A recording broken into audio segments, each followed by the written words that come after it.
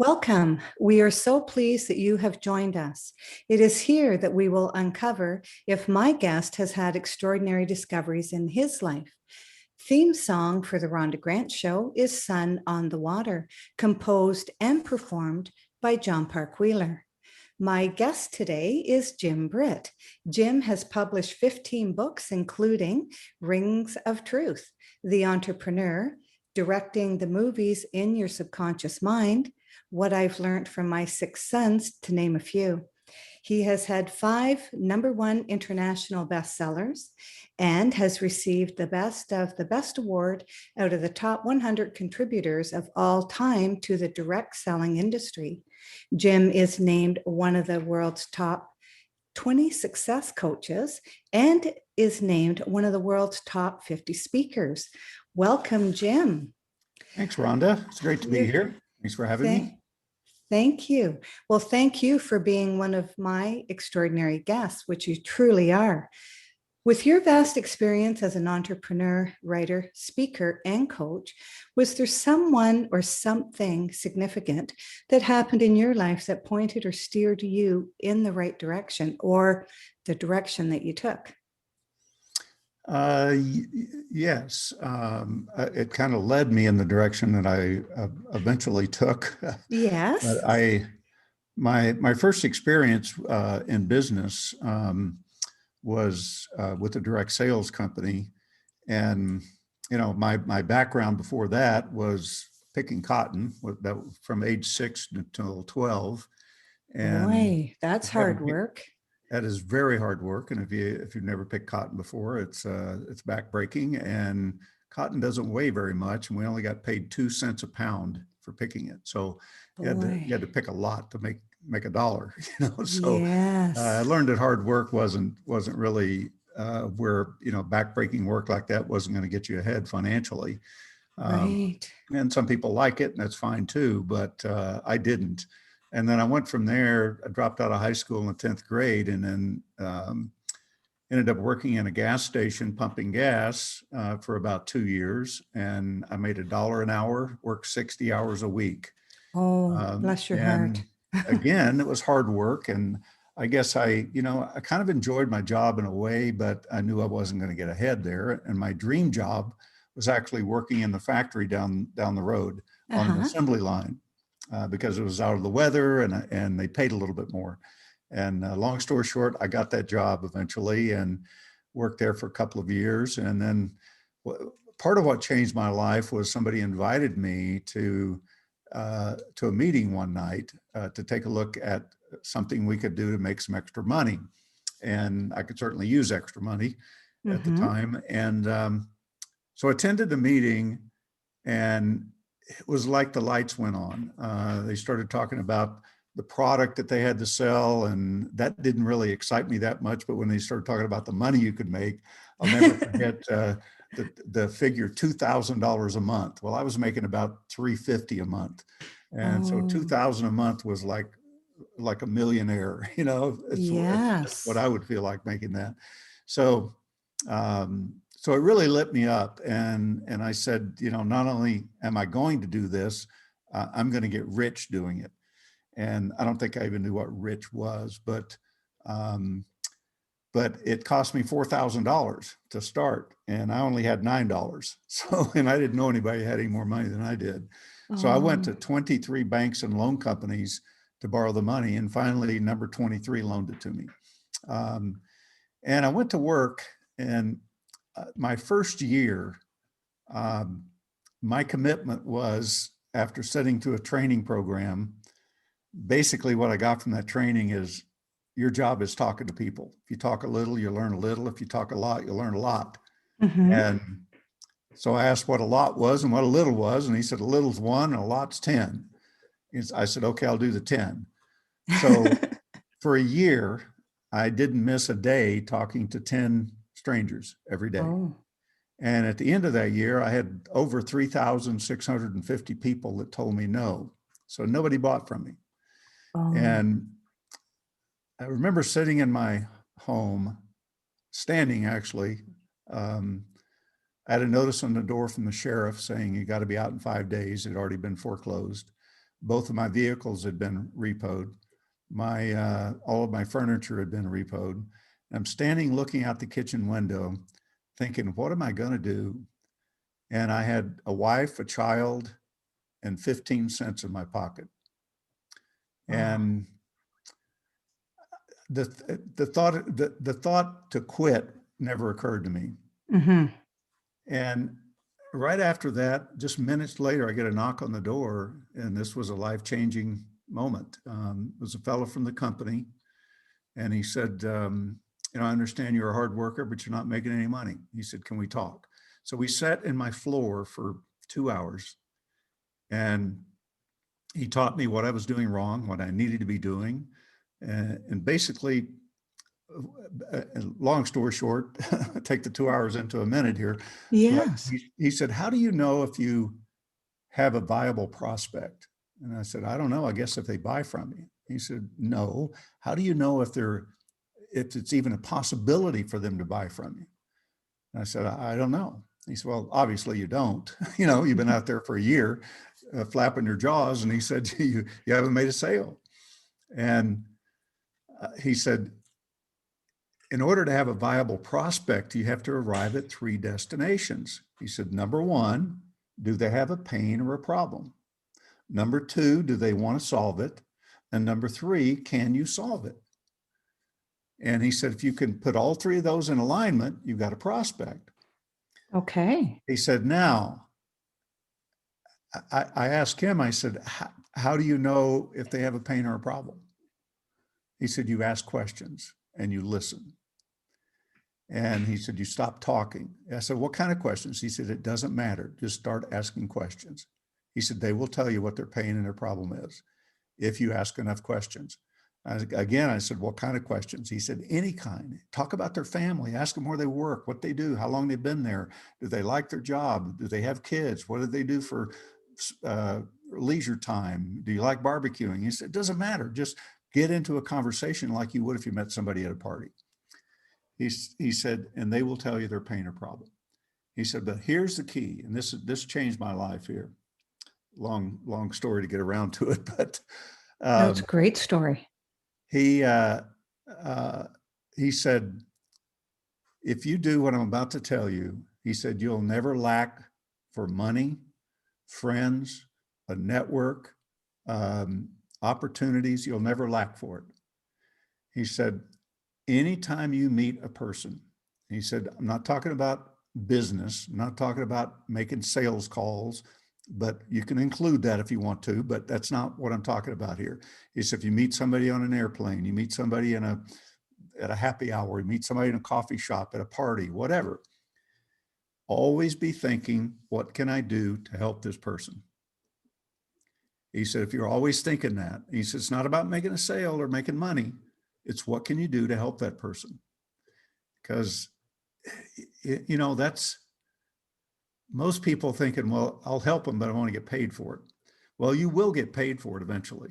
And sometimes immediately, if it's a viable prospect that wants your product, but at the same time, I've had times like I remember one time on an airplane and the woman was, telling me all the problems she was going through and a breakup in a marriage and just a whole bunch of stuff that she was going through. And she was in tears.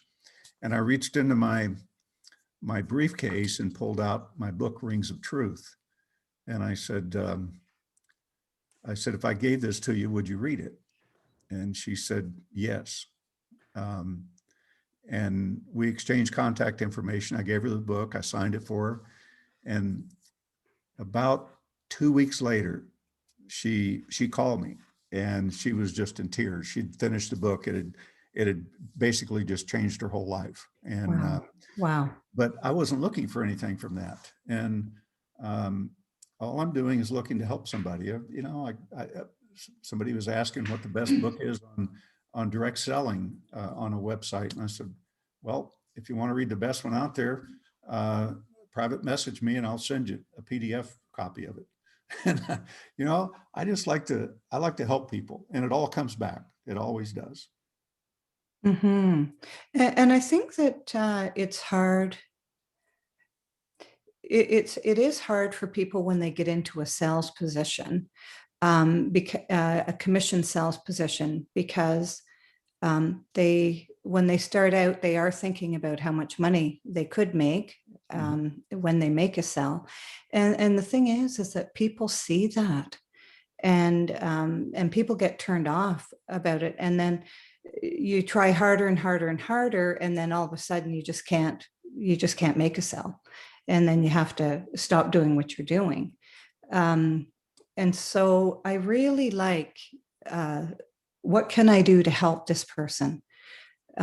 Because that's mostly what you're doing, whatever you're selling, you're helping what that person needs at that time, right? Yeah, I mean, I had one woman, she that I knew, and she said, would you write the foreword for my book? And oh no, she started out by saying, will you refer me to a publisher for my new book? And this was back when print on demand really wasn't around, so it wasn't that easy to publish a book. You had to print 10,000 copies if you wanted to self-publish. And I said, send me the book. If I like it, I'll refer you. I read it, I did like it, and I referred her to a publisher, and the publisher, basically published the book for her. So she calls me up and she said, I want you, she said, I want to pay you an agent fee of 15% for getting me into the publisher. And I said, I'm not an agent. So I said, no. I said, I didn't do that for that reason. She said, no, I would have had to pay an agent to get into that publisher, but you walked me right in the front door. And she said, I'm going to pay you 15%. And I said, I'm not going to accept it. She said, I'm going to send you a check every time I get royalties. And I said, then I'll tear them up. I said, that's not why I referred you. I said, if I liked the book, I would refer you. Yeah. And she said, really? You wouldn't take the money? I said, nope. And she says, okay.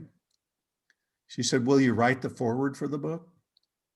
And I said, yeah, I will. And she says, okay, but here's a requirement. You have to mention one of your books in the foreword, and you have to mention your website. I said, okay, I'll do that. So she was determined to do something,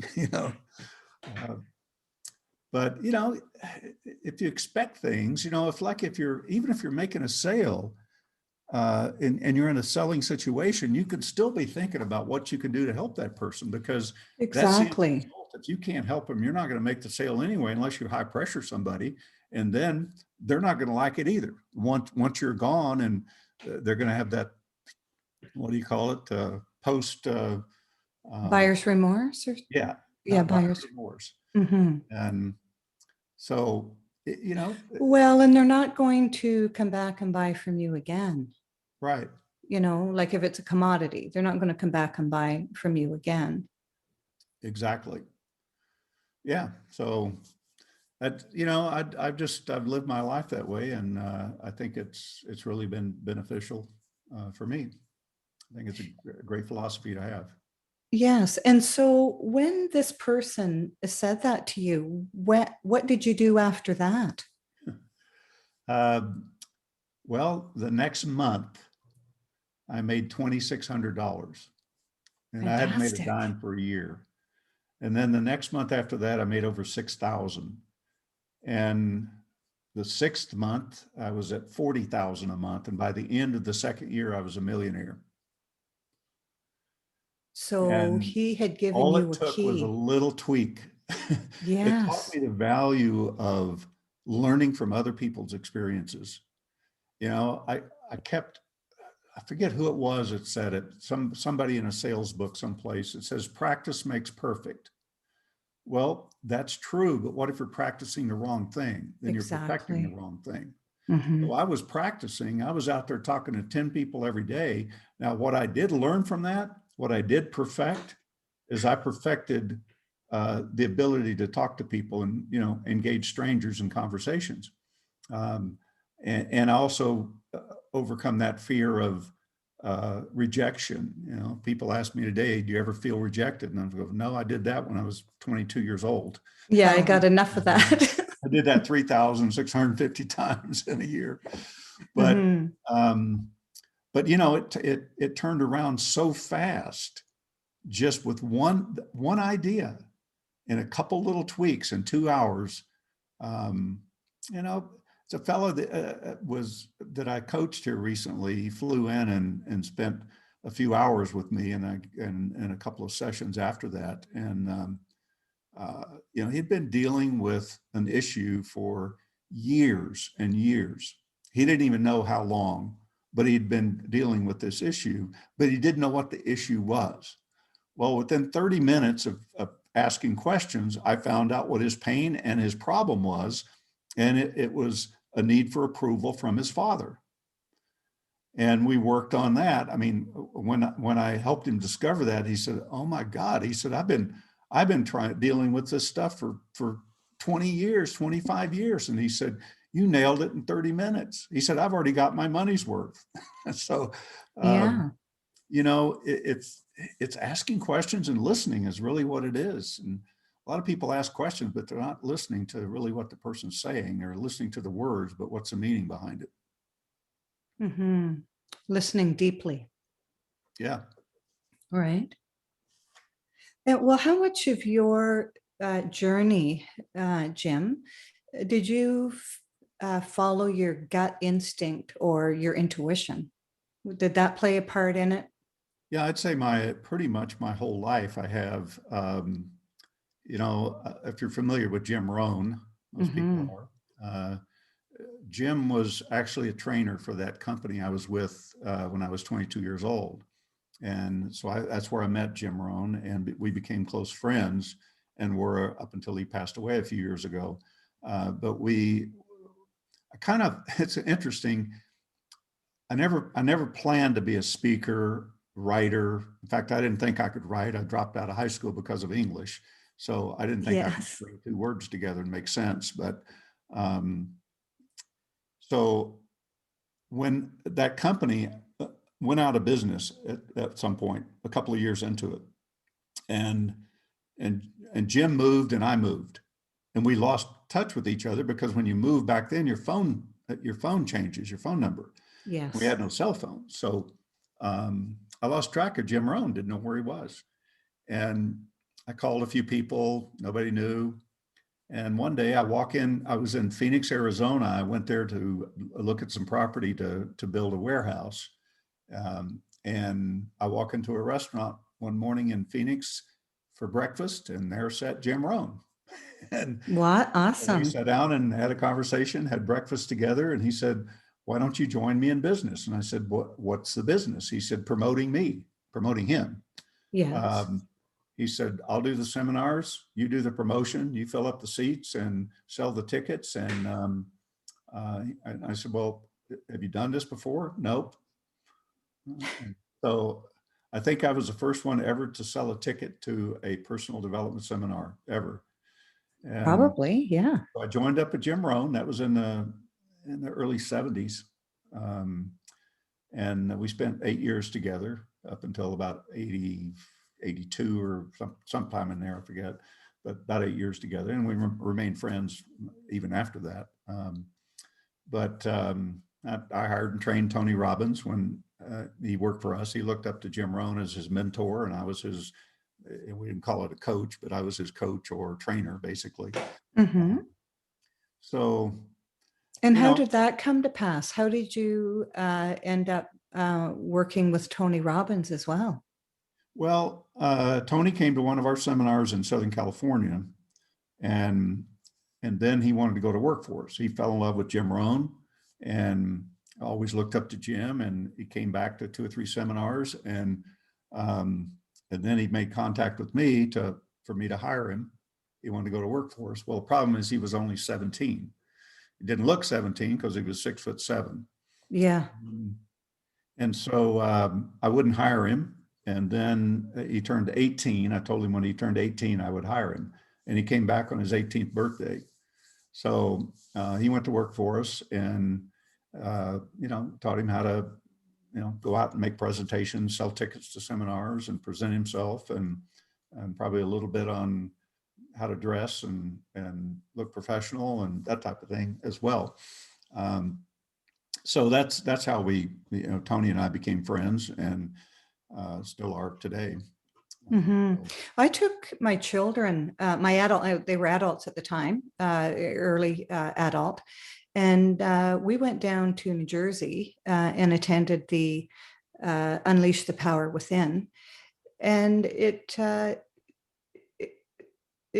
one of those defining times in my life, and with my adult children as well, is that it was the conference where he trains you, conditions your mind to walk across a bed of coals, right. and that's what we did. And we went back to the hotel after and debriefed, and we were sitting there you're kind of in a shock when you do something totally outrageous like that.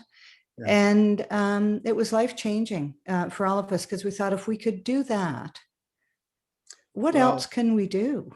a cute story. When Tony left us, he first left and joined up with Harvey Diamond, who wrote the book Fit for Life, Yes. and he was a big proponent of Harvey. And Harvey used to hang out at our seminars, and but he had become, one of the all-time best-selling health books out there. And Tony was going to go promote him, but that didn't work. And then somebody told me a month or so after that, they said, Tony's trying to teach people how to walk on hot coals. And I'm going, yeah, right. Yeah, I know. It's He said, yeah, outrageous. some Indian guru taught him how to walk on hot coals. And I said, okay, whatever. And I didn't believe it. And then Tony calls me and he said, come up to LA. I was in Orange County, and he Uh-huh. come up to LA and attend my seminar and with people walking on hot coals. And I'm going, yeah, I'm kind of busy, Tony. And, and so he called me like 4 or 5 times. And finally, I remember it's 37. Let's see, my wife was pregnant with our first son. So 37 years ago, Uh-huh. 37 or 38. And uh, I finally said, okay, I'll come up.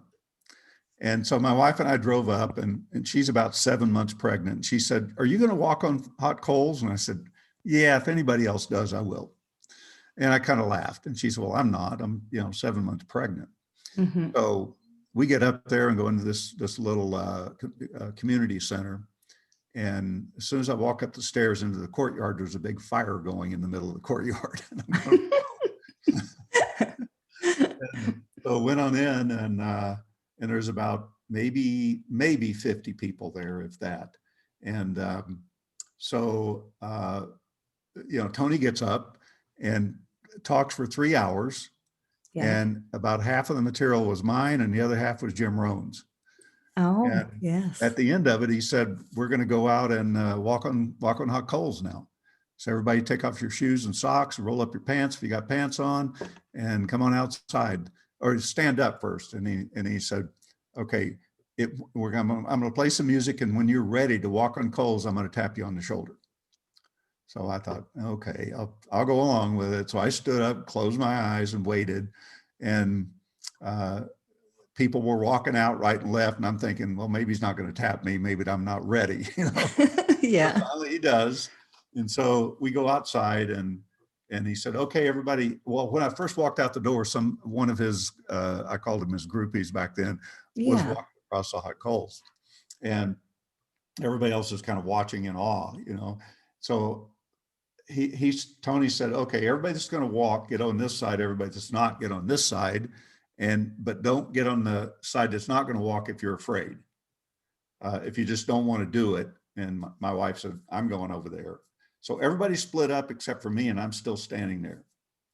And I'm trying to figure out, do I want to do this or not? Yeah, I know. Tony finally, he said, Britt, he said, you going to come across or not? And I said, okay, but I want to be first. And he said, come on over. So I went over the head of the line and walked across. And so, wasn't a big deal. I didn't think it. I mean, there's more heat on my face than there was on my feet, it felt like. Yeah. And back then it was 60 feet long. It was a Oh, long trek. wow. Yeah. And they had a puddle of water at the other end. You put your feet in when you finish. But then the next day, Tony called me and he said, Jim, I'm not making any money. He said, I'm on front page of newspapers. I've got the reporters out there. He said, they're taking pictures. They're talking about it. He said, I'm in People magazine. I'm in here or there. I forget all the places where he was being publicized, but he said, bottom line is, he said, I'm broke, man. He said, I'm not making any money. Oh boy. And he said, can you help me? Well, he first called and asked if we could have lunch. And then he told me I'd have to buy. So Yeah. I knew there was a problem. So, so we have lunch and he said, it told me all of this and I'm going, okay. He said, can you help me? And I said, yeah, I can. How many people did you have there last night? He said, about 50. I said, how many of them actually paid? Because I didn't pay. I said, I'm sure you had a group there that didn't pay. He said, probably 10. I said, so you had 40 people. What did you charge them? He said, $60. How much did you pay to get it sold? I said, okay, you paid 50% to get it sold. So that's 20 tickets at $60, basically, Mm-hmm. or 40 at $30. So that's $1,200. I said, what'd you pay for the fire permit? And I forget what it was, maybe a couple $100. And I said, what'd you pay for the room? And who paid for all of that? And I said, now, if you're in some other city, who pays for your transportation to get there? You know, your air flight or hotel? I do. Everything was I do. And I said, well, that's why you're not making any money. He said, I get it. I said, but here's the key, Tony. I said, you don't teach somebody to walk on fire for $60 in 3 hours. I said, you do it for $500, use your 3 hours to introduce them to what they're going to learn at the 2-day or 3-day event. It's going to be $500 and they're going to walk on fire. Oh, fantastic. And the look on his face, he went, oh my God. He said, I can't believe I didn't think of that.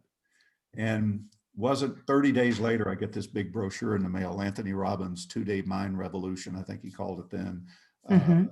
You know, a list of things he's doing and a fire walk and all of that, $495. And he took off from Great. there. And of course, he got picked up by an infomercial and spread all over the world. But yeah, that's my Tony story. But it's a great guy. I always, when I see Tony or hear him or catch a clip of him someplace, I always feel like maybe I had some little something to do with that. You know? Well, it sounds like you did. Yeah, I mean, of course, he's progressed so much over the years. I mean, he's awesome. But you know, it's like the guy that sat with me for 2 hours. I mean, it changed my life, and I never saw him again. And you never saw him again. No. And was he from the company that you had worked at, or? Yeah, he Okay. he was from corporate. Yeah. Wow. You know, there are some defining moments in people's lives that just puts them on that trajectory, right? Yeah. Yeah. So I never planned to be doing what I do. And I kind of go, well, I'm not a goal setter. I'm a decision maker. Yes. And I act upon the decisions. And call it a goal if you want, but I don't write my goals down if that's what it is, because I can remember them. So I don't have to think about it. Right. I don't need a Yes. vision board telling me I want a new boat or something. I just Okay. make a decision and get it. Yes. So I'm a little different in that. And people say, well, where are you going to be in 5 years? I'm going, I have no idea. About 10 years, no idea. I don't even know where I'm going to be next month. I just know that I'm going to do the best I can do each day and put the best foot forward and affect as many people in a positive way as I can. Oh, wonderful. Yes.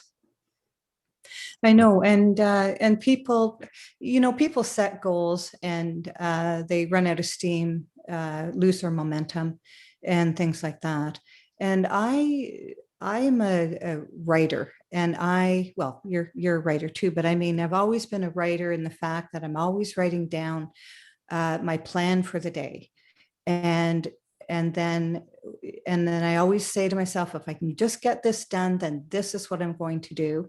And it's not that it's better than what I'm doing. It's just something a little extra that I can do.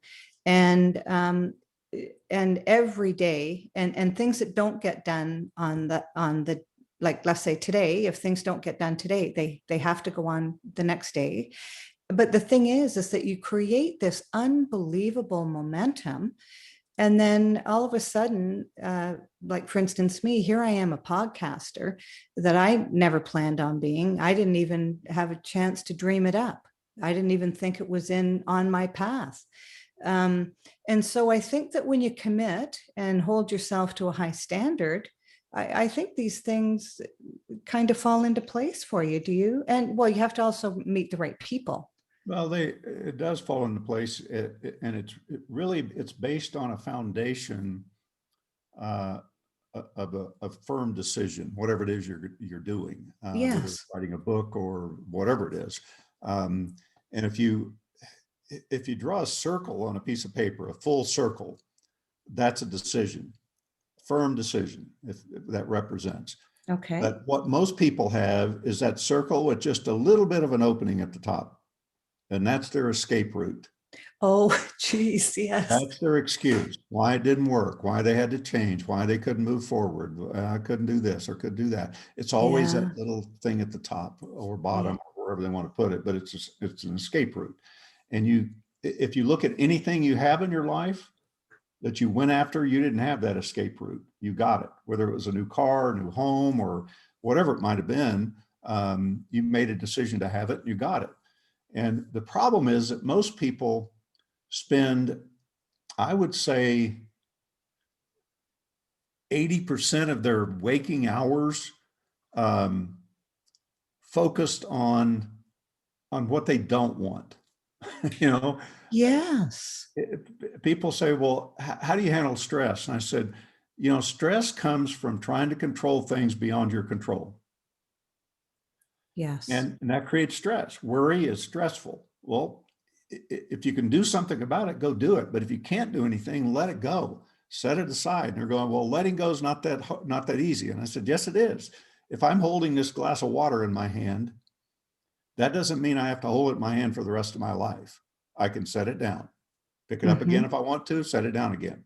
And the same goes with trying to control something. You can let it go and put it out of your mind and let things unfold the way they're supposed to.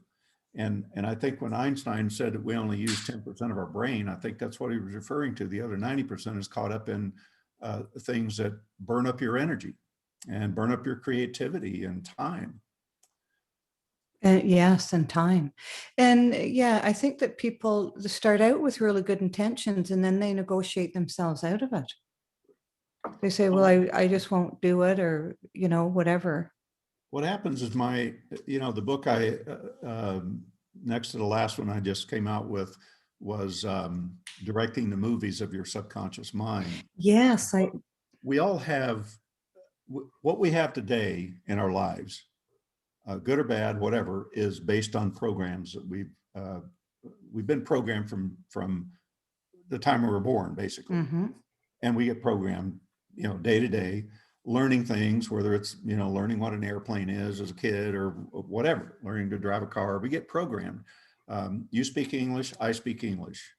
We were programmed to do that. I was up in Montreal recently, and there was two kids there, a 5-year-old and a 6-year-old, and they both spoke French and English. I'm going, how can this happen to a 5 and 6-year-old? I can't even speak a word of French other than oui. Yes. And here they are, 5 years old, and they can do it. I just found it fascinating. And they're immersed in it.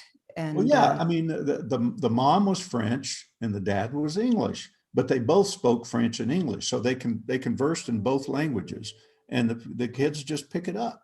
That's just awesome. It's like calling a dog in French versus English. The dog's going to respond to French if that's how it's programmed. Yes, exactly. That's we get programmed. I don't remember when we had a conversation before, but I found it fascinating that the interview with Tony Robbins and a robot. Mm-hmm. And I'll mention it again for the viewers or listeners here. Yes. Um, the robot's name is Sophia, and they actually carried on an intelligent conversation. And you can probably Google it and find it out there. Tony Robbins interviews robot. But I found it fascinating. Found it a little bit scary in one way because this robot's actually understanding what he's saying and responding with an answer. But some of the questions that he asked, he says, do you have feelings and emotions? And Sophia says, no, robots don't have feelings and emotions, but we understand it. I'm kind of paraphrasing. I don't remember exact words she used, but, Yes. and then he said, well, what do you know about quantum physics? And she says, I don't know much at all about quantum physics, but I can study it. When I do, I'll know everything about it, which I found kind of crazy too, because, Yeah. you can program that robot to know everything about something, and then it can respond accordingly. And then the last question was the one that blew me away. He said, what's the difference between a robot and a human? And she says, not much. Oh boy. Yes. Wow. But I mean, not much. And when you think about it, we're programmed just like a robot gets programmed, and we can spout out what we've been programmed with. I mean, so I speak English, you speak English. You may have a little different, some words you use different than I do, because I grew up in Yes. Oklahoma, so I might not always speak the perfect grammar. And you can go on down in the deep South and you'll go, that's not even English. It's hard to understand. Mm-hmm. Yeah. But great people, but they have a different dialect. Then you go to New York and it's totally different. Then you go to New Jersey and it's different. And Montana is different. It's just, it's how we're programmed. Mm-hmm. And we're programmed about everything. We're programmed about money and our relationship toward money. Yes. The one program I put together is called Cracking the Rich Code. Yes. An online program. And basically it helps people to change their relationship toward money.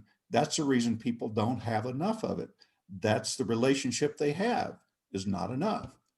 They either work at a job and get paid, and they live either right at their means or above their means in most cases, because there's usually a lot of credit cards and debt. Or they're an entrepreneur, they have their own business, or maybe they live sale to sale. Every time they make a sale, they get paid, and they make another Yes. sale and get paid. Mm-hmm. But or they get a pay raise. They get, oh man, I got a $500 a month pay raise. Now I can afford that better car. So Yes. now they just consumed that pay raise. So they're still living right paycheck to paycheck.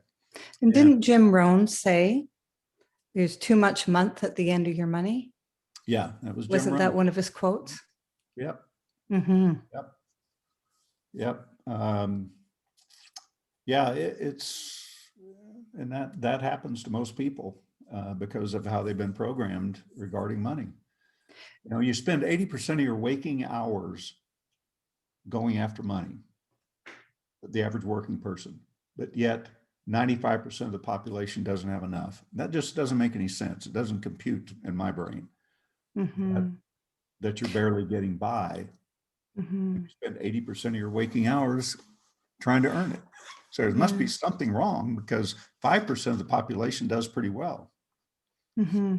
Well, I think that not a lot of people, I think that a lot of people have jobs, and because that's also programming. What are you going to be when you grow up? What kind of job are you going to get? Instead of cultivating what people's passions are, and what makes you turn your light on. And I think that when your light does turn on, is everything opens up for you, and the money comes in. Well, I've got 6 sons, and 2 from a Yes. first marriage. And in my first marriage, my wife, she believed 1,000% in go to college, get a job, and work for a company and retire in 40 years or something. Mm-hmm. And my two sons, my two older sons from that marriage, both have jobs, and they, you know, they do really well. They have computer science degrees, and one of them is a big executive at Microsoft and makes $500,000 a year, and the other one is with some division, I think, of IBM or some tech company, does really, really well, which is great. And in fact, my second to the oldest son that works for Microsoft, he said, "I'm getting ready to retire." I mean, he's like 50 or less or something, you know, Wow. and he's made enough money to retire. Well, that worked for him. It does You work know, sometimes, if for you live sure. conservatively and you take care of your money and you invest it right, and if you're making $500,000 a year, you know, even if you're paying a whole bunch of taxes on that, you're still going to come way ahead and have a lot of money to retire on. Mm-hmm. But my other four sons, my wife homeschooled them, number one, and she gave them a choice to be homeschooled or go to public school, but she homeschooled them all the way through. Two of them, one of them went to high school for 6 months in the 10th grade. And he said, "This is stupid. I already know all this stuff. I'm taking the equivalency and getting out." And he Mm-hmm. did, took the equivalency, passed it 100%, enrolled in a community college. By the time he was 18, he had 2 years of college. It didn't go back to any more college. And the other, one of them was independent study, so he never even went to school in the high school years. He did it. My wife didn't teach him either. He just picked up lessons, and the teacher would come out once a week, drop off lessons, and pick up his lessons that he'd finished. And he graduated at 16, and the other two graduated at 16. And I did a class in entrepreneurship once a week for about an hour, hour and a half. And I didn't try to influence them in going any direction. Don't, you know, go do what I do, whatever. I didn't do any of that. I Mm-hmm. just taught them about entrepreneurship, because I said, if you can think like an entrepreneur, you're going to, even if you have a job, you're going to be a more valued employee, and you'll get promotions and raises and Oh, yeah. much faster if you think like an entrepreneur. So that's what I taught them. And all four are entrepreneurs. They all have their own. Fantastic. So it's, again, programming, you know. So here's the problem, though. We try to break out of that programming. How many times have people tried to go out and make more money and fail? Well, pretty often. In fact, Mm-hmm. most of the time. It's not because they don't want it. It's not because they're not working hard. It's because of the programming. So what stops us, we're in this self-imposed prison that we don't even know we're in. We don't, yeah, that's right. It's been created as we grew and grew up. It's been created, and we got stuff in there we don't even know we have, and they Mm-hmm. all interconnect. Yeah. So it may not be that your relationship to money is bad. It may be your relationship to feeling abandoned. So when you don't want to feel abandoned, you end up taking on a business partner that's not somebody you should even be taking on, simply to have somebody there with you, which costs you your business. I've seen that happen many times. So it's Yes. interesting things that we do that may not be directly related to what we're wanting to do, that may hold us back. So it's really finding that what I call an addictive cycle that we get into, whether it be about relationships or money or business or, you know, whatever, any area, your health, weight loss, all of those things. We can get into these cycles and just never get out. Mm-hmm. One woman in a workshop, she wanted, her big goal was to lose weight. She was 180 pounds overweight. Oh. And she said, "I don't know why I'm overweight." I said, "Well, what have you tried before?" She said, "I've tried," I think she said something like 20 different programs over years. And I said, "None of them work?" She said, "I lose a few pounds, gain them back. You know, lose 10, gain it back." And so I worked with her for a while and discovered what her real problem was. And which was basically, I won't mention her name, but she was gang raped when she was 13. Oh, dear. And she went home and didn't tell her parents. This is the first time she's told anybody. And she buried that, and she made a commitment to never let a man touch her again. So she felt that probably eating and gaining weight would be the way to do that. Mm-hmm. And so I helped her let go of that. In the next 6 months, she lost 180 pounds, and has been in a relationship for years now. Oh, that's so wonderful that you were able to help her.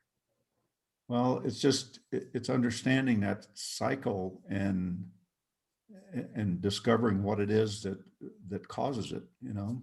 Mm-hmm. I mean, simply, one woman says, I'm always late for my appointments. I don't know why. And I said, well, I know why. She said, well, how would you know? I said, well, it's your need for approval. You show up late and everybody's upset or waiting on you, and so you finally got here. Well, I said, it's your way of getting attention. You know, Mm-hmm. you don't think it is when you're late. You think you're just running late, but it's your way of getting attention. Looking too Oh. busy, got tied up here, got traffic, got this or that. I gave one fellow a good lesson one time.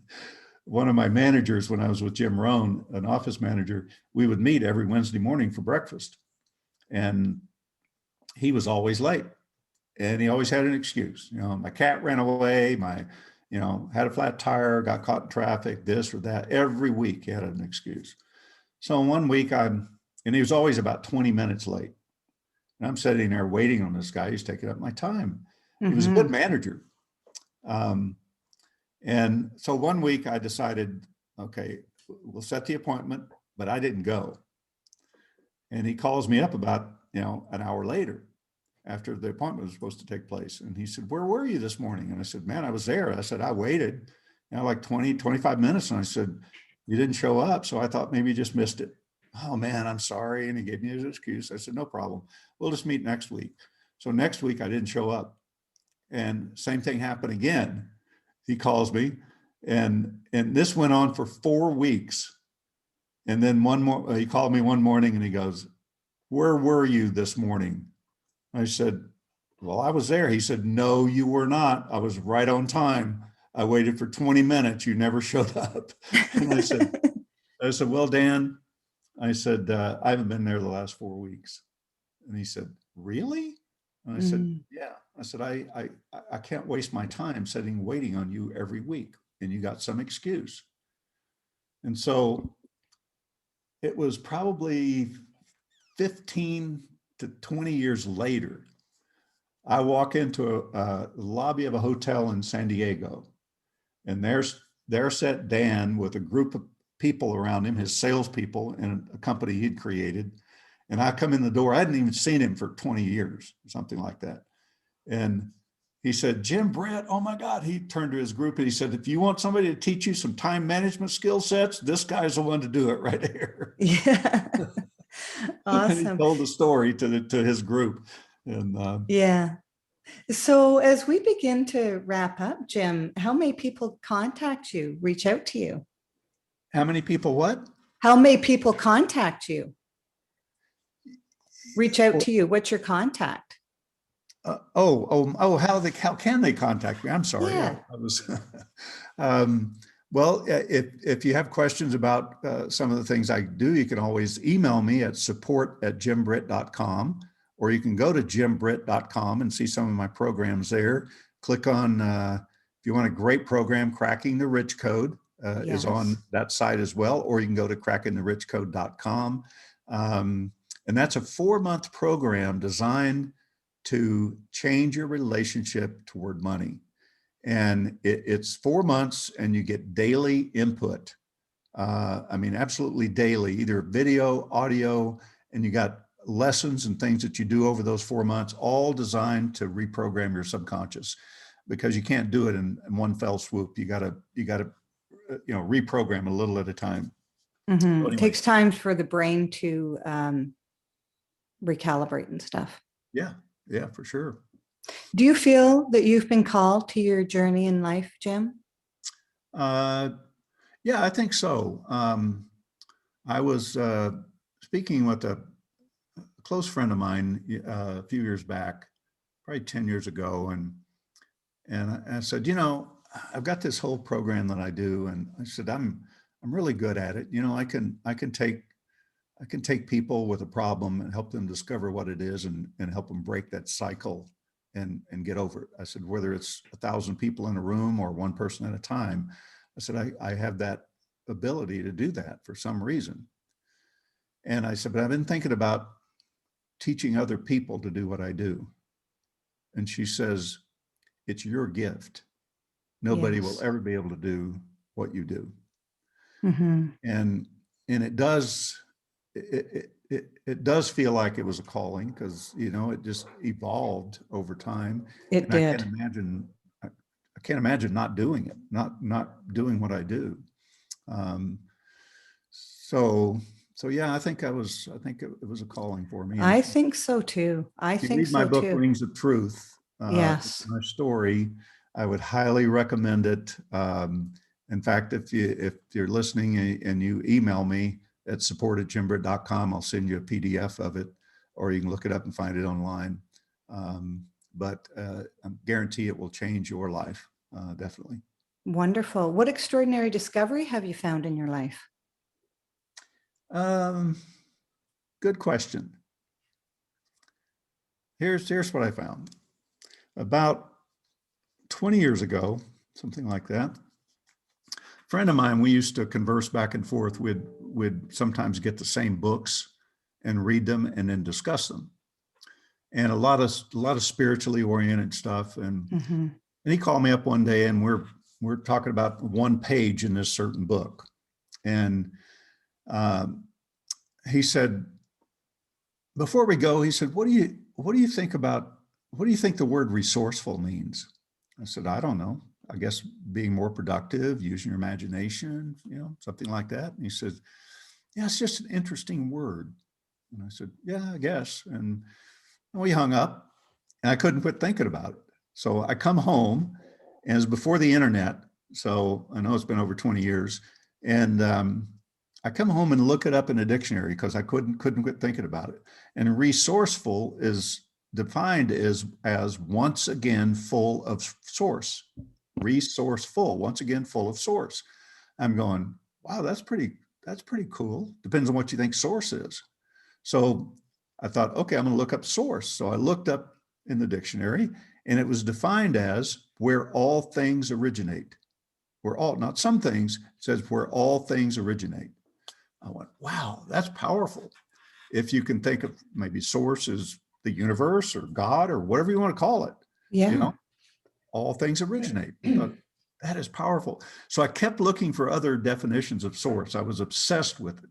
I'd go into bookstores, I'd look at old books, I'd, you know, try to look at origin of words. And it wasn't like today, you probably just Google it and find it.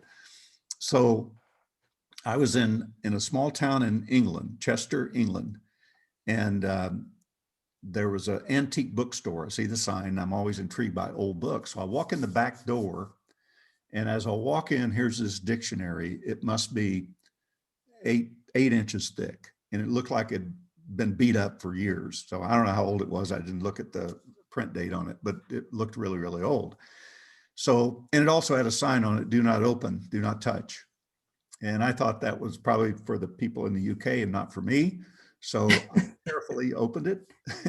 I was prepared to buy it if I had to, but I opened it to the S's and looked up source. And I was reading some of the definitions, and it was kind of what I'd found before, but then I saw one that says source love. I went, wow, once again, full of love. And I thought about that for a day or two. And I thought, you know, when you write a book, when you want to accomplish something that you're really passionate about, you're in love with it. Mm-hmm. Would you agree? You're in Oh, love. yes. So that's where things get created, is when you're in love with it. And you Yeah. can't be halfway in love with something. You know, it's got to be a full circle. It's got to be a full commitment. And then that passion can carry you, that love can carry you. So it's where all things originate. So when you set a goal or make a decision, you're planting that seed in love, and it will grow out of there. But your only other option is fear. Mm-hmm. Then I started thinking, this bugged me for a few days. I'm going, okay, well, if all things originate in love, where does fear come from? And I thought about it and I thought, oh, you know what? It's proof that a human being can create because it's a made up story. It's not real. It's made up. Even if a bear is chasing you through the woods and you're afraid, it's still a made up story because you're making up in your mind what's going to happen if that bear catches you. Yes. Or whatever it is that you're afraid of, afraid of people, afraid of rejection, whatever. But here's what I discovered. It's created in love. Fear is created in love because you planted that in love, and love is presenting you with the fear, saying, if you take care of this, you can have more of me. So fear, if you look at it for what it is, it's something that you need to let go of. Oh, yes. And get back in that place of love. So if you do, well, that's beautiful. Thank you very much. If you do what you do with love, you'll have only what you love in your life. That's wonderful. Well, thank you very much to my extraordinary guest, Jim Britt.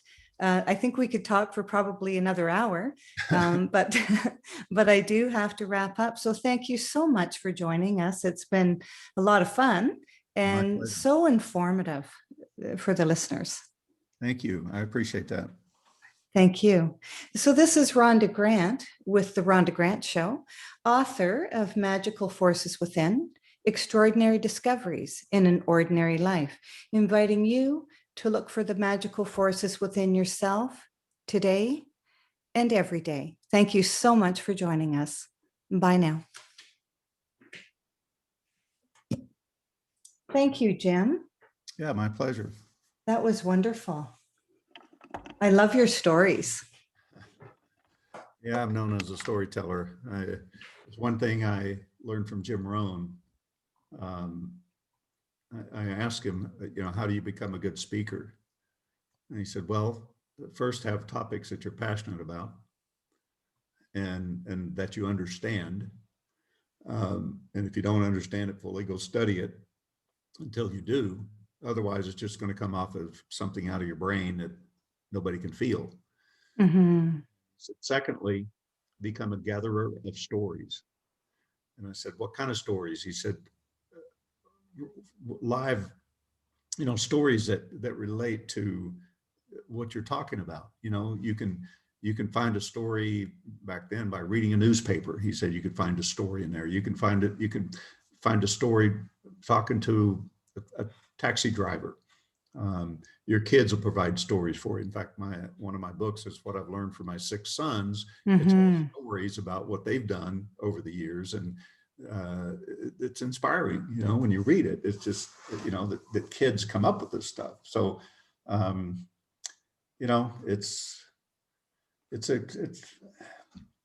think that probably helped me more than anything, because Jim said, if you make a point and it's just a logical point, people forget it.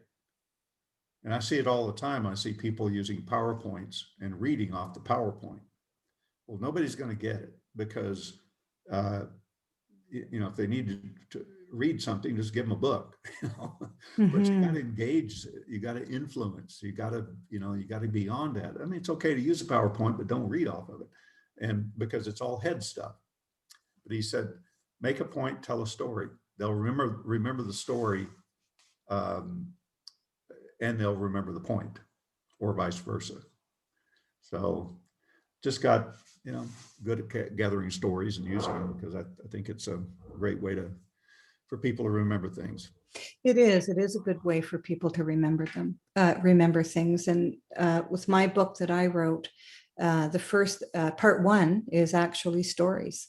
And I loved writing them. I loved remembering them. I loved writing them.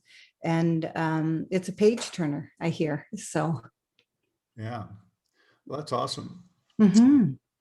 So I'm looking forward to writing my chapter for Breaking the Rich Code. Yep. We didn't get into that too much, but so I look forward to be back in touch with you. So we'll be back in touch. You're going to be on air. I think it's we're looking at the 4th of June. Okay. And is when you're going to air live on Contact Talk Radio. And so we'll send information the Monday prior to that, and how to help get it out on social media and stuff like that. Okay. We have a whole thing set up that it's clockwork. So you'll hear from us the Monday, the Wednesday, the Friday. Okay. Sounds All good. right. Okay. Thanks, Jim. It's All a right. pleasure. Yeah. Take care and good luck fishing tomorrow. What are you going to, All what is in that lake that you're fishing? Yeah, it's Lake Orville, and it's when it's full, it's about 1,800 feet deep. Oh boy, what kind of fish are in there? They got salmon, called a silver Oh, salmon. They've got okay. chinook. They've got 3 different species of bass. They got catfish. They got crappie. That's pretty much. Up here, we call it crappie. Crappie. I don't know why they call it crappie, but that's what they call it. But you know, it's the #1 bass lake in California, but it's down right now it's down about 1,100 feet. Oh, geez. It's crazy. I mean, we're in such a drought here. We got almost, usually where I live here, we get about 50 to 55 inches of rain in about 4 months. Yeah. It rains hard. I mean, it can rain 4 inches in an hour and then it quits. So it's not like it's a rainy season, you know, where it's always cloudy and rainy. It's mostly sunshiny. But this year, we just got a few drizzles. I doubt that we got 10 inches of rain, if that. Oh, yikes. And everything's just dry. I mean, you know, California, the name of our state is the Golden State. And it's that for a reason, because it turns golden in the summertime. All the grass dies. Oh, okay. And usually I've had my grass here, I've got 10 acres. And I've had years when it's 6 feet tall. At the time I cut it Yes. year when it dries. And this year, I'd say it was not even 6 inches. Oh, geez. So it's so dry right now. Our humidity is like, 10%. So we're coming into fire season, and yeah, that's the problem. That's a real problem up here. I'm not concerned about it for my home because I built a fireproof home. Oh, good for you.